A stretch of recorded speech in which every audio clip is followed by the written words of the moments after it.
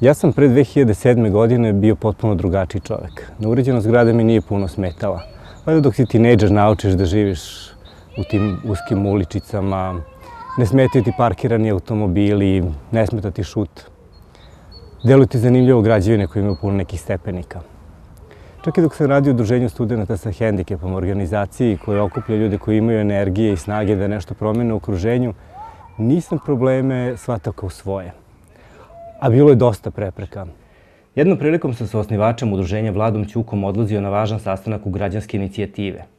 Vlada je uvek voleo da se lepo obuče kada su bili ti sastanci. Pored toga što su mu lepo pristajalo odela, dobro je znao da je to veoma efikasan način da pažnju skrene sa toga da je korisnik invalidskih kolica. Znali smo da je ulaz grada u Vladetinoj, gde je bilo sedište građanskih, nepristupačan, ali računali smo na to da idem ja sa njim i da ćemo zajedno moći sve da savladamo. Ali kada smo došli, kada sam pokušao da otvorim ulazna vrata, shvatili smo da će ići mnogo teže nego što smo mislili. Posle 20 minuta preznojavanja i maltretiranja u tesnom ulazu punom stepenice, ja sam na kraju morao da nosim Vladu u rukama do lifta koji je kretao od prvog sprata. Sve to je pokvarilo naše raspoloženje, volju da postignemo nešto više na sastanku i naravno Vladino delo. Ali ni to me nije promenilo. 2007. postao sam tata. Dobio sam ćerku Unu i to me zaista promenilo. Ja sam u suštini, kada se Una rodila, poželeo da odlazim u lepe šetnje. Ovde u mom naselju, braći Jerković, zaista je lep vazduh, ima puno zelenila i lepo je. Ali ljudi apsolutno ne vode računa o svojoj sredini, ne shvataju ovo kao svoje. To se vidi po načinu kako parkiraju svoje automobile, kako odlažu svoje smeće i šut i najviše kako nemaju osjećaja za brigu o javnom prostoru. Evo, na primjer, parkiranje.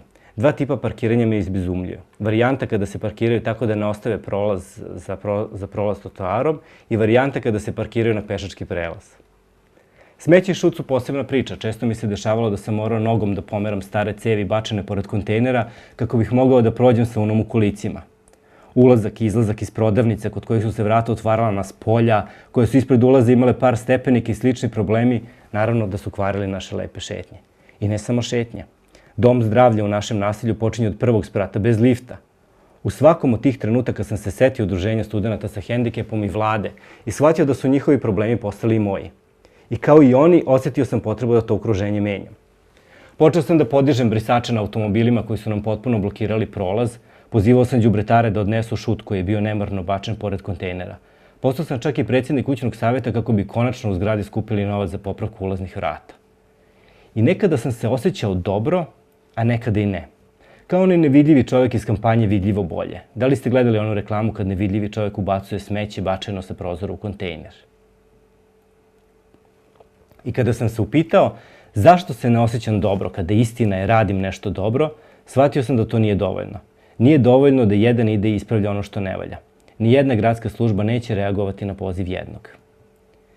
Početkom prošle godine inicirao sam osnivanje Udruženja građana, Udruženje za reviziju pristupačnosti, koje će sistematski raditi da naše okruženje bude humanije. I prva stvar koju smo shvatili je da mi stanovnici gradova često ni ne znamo da prepoznamo šta u stvari čini prepreku koja nam svakodnevno smeta i kvari lepu šetnju. I drugo, da su ljudi iz organizacije osoba sa invaliditetom uradili mnogo. Donešeni su zakoni i usvojene konvencije. Ali to mnogo nikada neće biti povezano u jednu celinu i činiti naše humanije okruženje, dok i ostali ne kažu i meni je potrebna rampa, širi put, stroža i kontrola parkiranih vozila.